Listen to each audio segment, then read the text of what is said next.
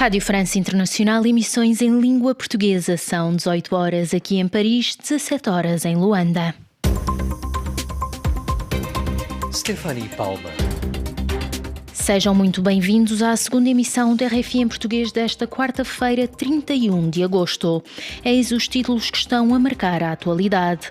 Morreu Mikhail Gorbachev, o último líder da URSS. Gorbachev morreu aos 91 anos no Hospital Clínico Central em Moscovo, vítima de doença prolongada. As reações à sua morte multiplicam-se. Os resultados eleitorais em Angola continuam a provocar contestações e detidos. Estes e outros títulos a desenvolver já a seguir sob comando técnico de Adrien Toureau. Já a seguir as notícias, fique desse lado.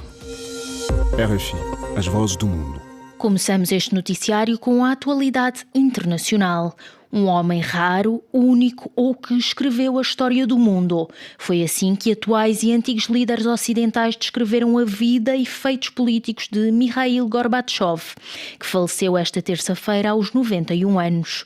Já no seu país, o último líder da URSS é lembrado por Vladimir Putin como um homem de Estado, não se sabendo se haverá homenagens públicas. Catarina Falcão. A notícia da morte de Mikhail Gorbachev aos 91 anos está a comover os líderes mundiais, levando mesmo Angela Merkel, normalmente sóbria nas suas palavras, a transparecer uma emoção terna pelo antigo líder soviético, indicando que ele sozinho mudou o mundo e que nunca se vai esquecer de como a sua vida mudou graças a Gorbachev. Angela Merkel, que cumpriu 16 anos à frente dos destinos da Alemanha, nasceu do outro lado da cortina de ferro e foi com a queda da URSS, de forma apaziguada, que o seu país se pôde reunificar. Também o atual chanceler alemão, Olaf Scholz, elogiou Gorbachev como um reformador corajoso. O presidente norte-americano, Joe Biden, lembrou um líder raro e António Guterres, secretário-geral das Nações Unidas, disse que o mundo perdeu um grande dirigente mundial e um infatigável defensor da paz. Para Emmanuel Macron, presidente francês, o antigo dirigente soviético abriu um caminho para a liberdade dos russos e Boris Johnson, primeiro-ministro britânico, disse que se tratava de um exemplo. No âmbito lusófono, o presidente da República de Cabo Verde, José Maria Neves, destacou Mikhail Gorbachev como um homem que mexeu com as placas tectónicas da geopolítica mundial e considerou que faleceu um dos últimos políticos do século XX. Estas homenagens contrastam com a posição moderada de Vladimir Putin. Na terça-feira à noite, Putin disse que iria enviar no dia seguinte um telegrama à família e hoje, em comunicado, declarou que Gorbachev teve um grande impacto na evolução da história do mundo, sem se alargar sobre possíveis homenagens em Moscovo. Com o desaparecimento físico de Gorbachev, o mundo recorda o legado do último líder da União Soviética. Em entrevista à RFI, o politólogo moçambicano Jamis Caemo relembra a importância do líder soviético para a transição política e ideológica no continente africano.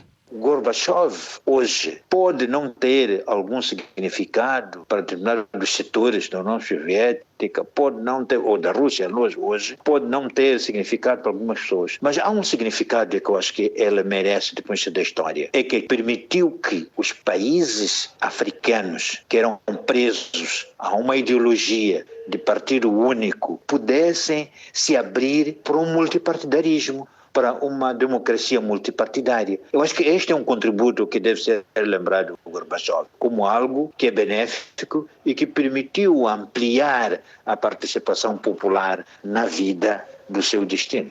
As palavras do politólogo moçambicano Jamis Caemo, entrevistado por Elton Aguiar aqui na antena da RFI em português.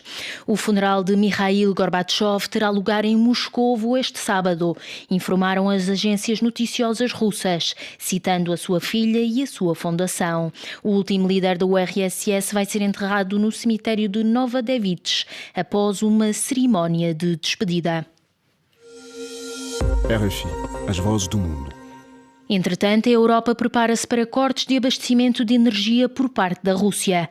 A empresa russa de gás Gazprom interrompeu por completo o fornecimento de gás através do gasoduto Nord Stream, oficialmente para obras de manutenção. Miguel Martins faz-nos o relato. As obras deveriam decorrer até este sábado. A Gazprom, empresa russa de gás, lembra que de 1000 em 1000 horas estes trabalhos na rede são imprescindíveis para o funcionamento do gasoduto Nord Stream. Nos últimos meses, a Gazprom diminuiu em 80% o fornecimento de gás ao empreendimento. O patrão da agência alemã de redes alega que as obras de que falam os russos são incompreensíveis do ponto de vista técnico. A Europa teme que venha a faltar energia no inverno que se aproxima no hemisfério norte e o preço da eletricidade tem já disparado. Aliás, a inflação na zona euro atingiu um novo recorde neste mês de agosto, 9,1% num ano, pelo que não é de excluir mexidas nas taxas de juro por parte do Banco Central Europeu. O governo austríaco, por exemplo, anunciou hoje conceder um empréstimo de 2.000 milhões de euros ao principal abastecedor de eletricidade do país, Vin Energy. Antes da invasão russa da Ucrânia, o Nord Stream encaminhava cerca de 1/3 dos 153 mil milhões de metros cúbicos de gás comprados anualmente pela União Europeia. Praia 99.3 FM. Tempo agora para abordar a atualidade africana. Os resultados eleitorais em Angola continuam a provocar contestações e detidos, que reivindicam um pouco por todo o país a falta de transparência do processo que deu vitória ao MPLA. Organizações cívicas falam em eleições não transparentes e apelam a que a Comissão Nacional Eleitoral reconsidere os protestos dos partidos. O relato é de Francisco Paulo, o nosso correspondente. Vários jovens foram detidos em Luanda por reclamarem na rua a falta de transparência do processo eleitoral que reconduziu João Lourenço ao presidente de Angola. Timóteo Miranda confirma a detenção em casa da ativista Violeta Katumbela, que se encontra encarcerada no Comando Provincial da Polícia de Luanda, assim como de 2 ativistas que foram levados a julgamento sumário com a pretensão de realizarem uma manifestação contra os resultados eleitorais. A informação que nos chegou é que foi lá agente da Polícia Nacional, volta das 17 em casa, levaram-me sem nenhum mandato de busca, então nesse caso falando do Comando Provincial, à espera de informações, porque nesse momento está em julgamento Cândido Libertador e Calete Mandamba. Irão realizar uma vigília na Benguela, Malães, também há vários detidos. Face ao clima que se vive no país, 20 organizações cívicas instam a Comissão Nacional Eleitoral a reconsiderar a solicitação dos partidos políticos e do movimento cívico Mudei para a comparação das atas que dão vitória ao partido no poder em Angola. Dito dali, um dos subscritores do memorando considera que as eleições não foram mesmo transparentes, mas diz que as organizações recomendam à UNITA